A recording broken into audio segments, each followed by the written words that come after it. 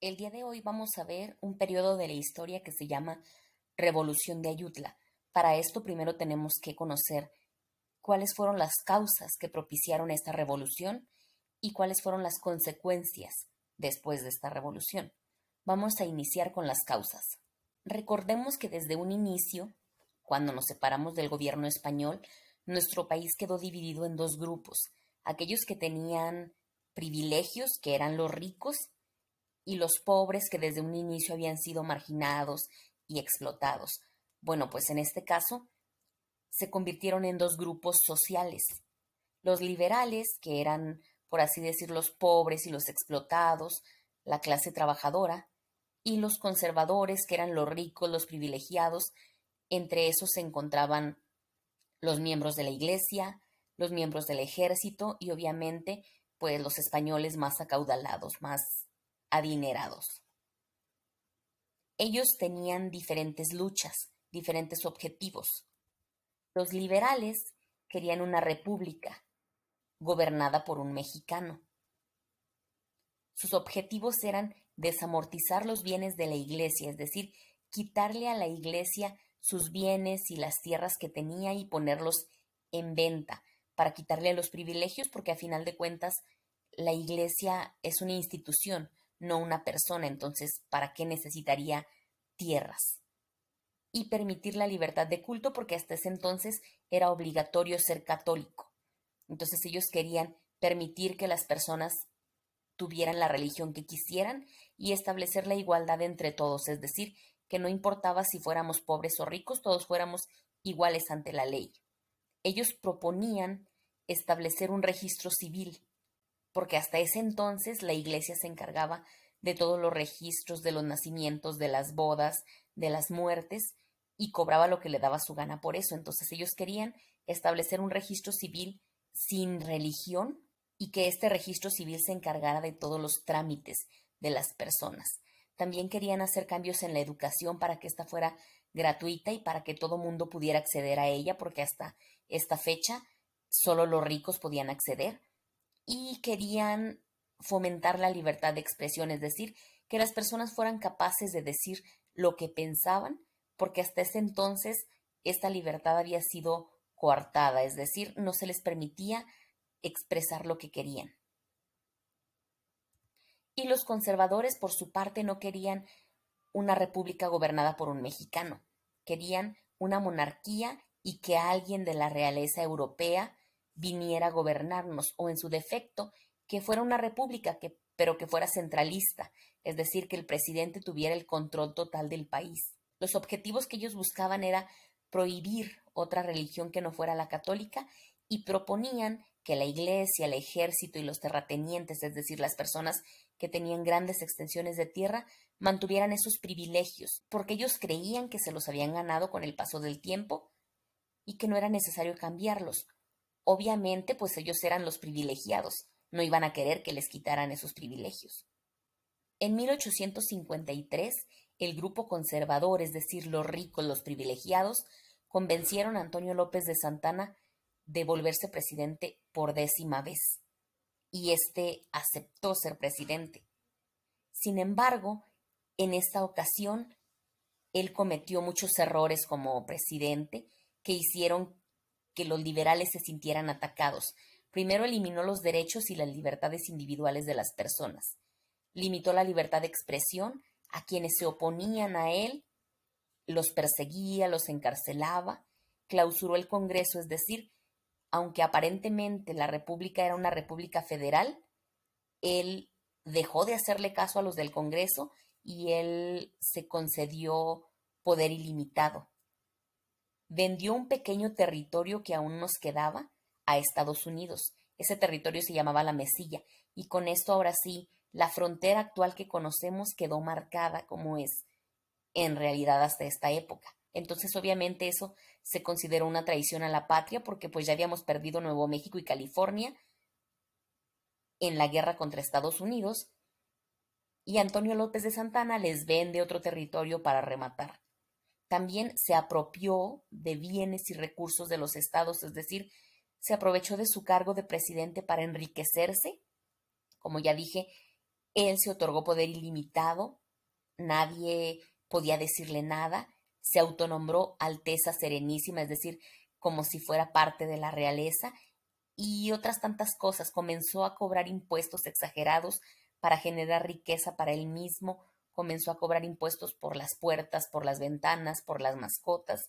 Tanto así llegó la situación del país que incluso había gente que en su casa solo tenía una ventana y por esa ventana entraba y salía como si fuera puerta, debido a que cada orificio que tuviera nuestra casa pagaba impuestos y pues la gente en ese entonces no tenía dinero, porque recordemos que México había estado en diferentes guerras y obviamente los pobres con estas guerras cada vez eran más pobres. La clase trabajadora, la clase obrera, los pobres se sintieron atacados y sintieron que en realidad de nada servía que hubiéramos separado a nuestro país de España, porque a final de cuentas seguía habiendo gente privilegiada y los pobres seguían teniendo las mismas condiciones.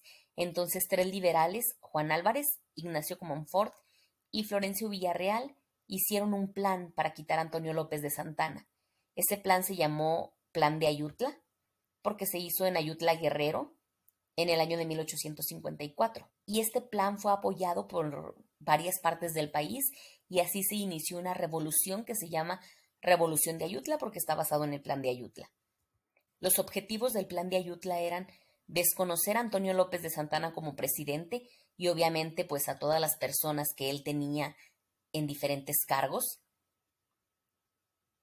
considerar traidores a los que se opusieran a este plan y formar un Congreso Constituyente, es decir, un grupo de personas que hicieran una nueva constitución. Recordemos que ya había una constitución, pero hasta esta fecha no estaba siendo respetada, de modo que consideraron que necesitaba agregársele ciertos cambios. A final de cuentas, la Revolución de Ayutla triunfó un año después, es decir, inició en 1854 y para 1855 Antonio López de Santana fue derrotado y abandonó el país.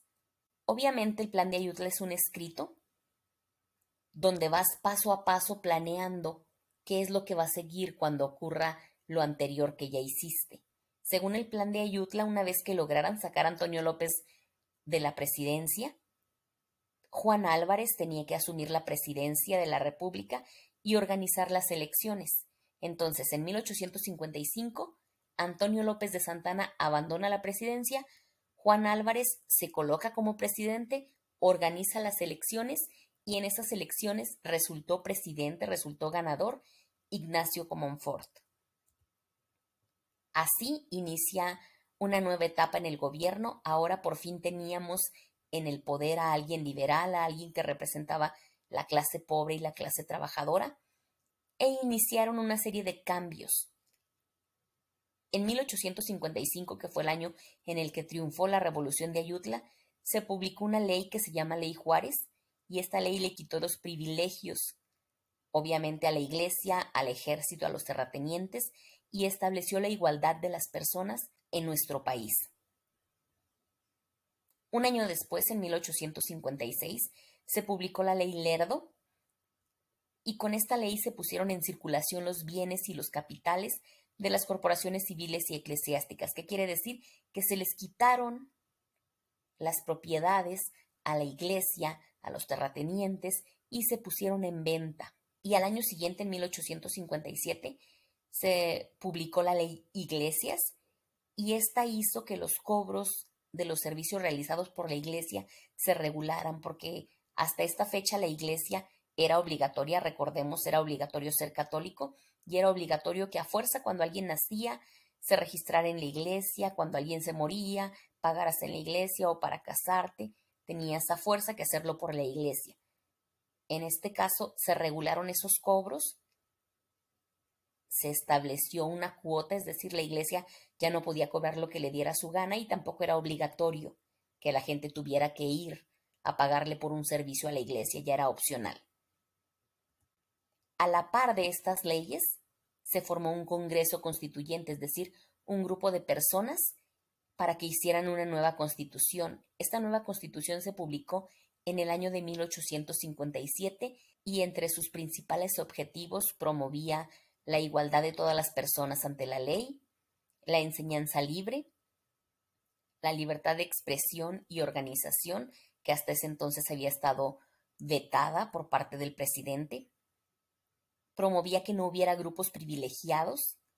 Prohibía castigos corporales porque hasta la fecha había personas ricas que seguían maltratando a las personas pobres. Exigía trabajos remunerados porque, como mencionamos, había personas acaudaladas que aún seguían teniendo esclavos y no les pagaban por su trabajo. También prohibía que la iglesia, el ejército o alguna corporación civil tuviera propiedades. Y se estableció que cuando el presidente de la República tuviera que salir o faltara por alguna razón, por enfermedad o que se muriera o cualquier cosa, el que lo suplía siempre debía de ser el presidente de la Suprema Corte de Justicia.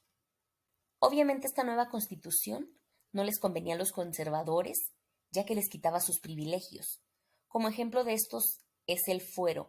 Antes de esta constitución, tanto miembros del ejército como miembros de la iglesia quedaban fuera de lo que dijera la Constitución, es decir, ellos podían cometer cualquier delito, pero simplemente por el hecho de ser parte de la iglesia o del ejército, no se les aplicaba la ley. Pero como ahora la Constitución cambiaba y exigía igualdad para las personas, ya no existía el fuero, de manera que si cometían un delito se les iba a castigar como a cualquier persona y ellos no querían perder esos privilegios. Claro está que el fuero era solo uno de los tantos privilegios que estaban perdiendo, y más claro aún está que ellos no iban a querer perder esos privilegios. Esto dio origen a una nueva guerra. Los conservadores buscaron ayuda fuera del país, en un país extranjero.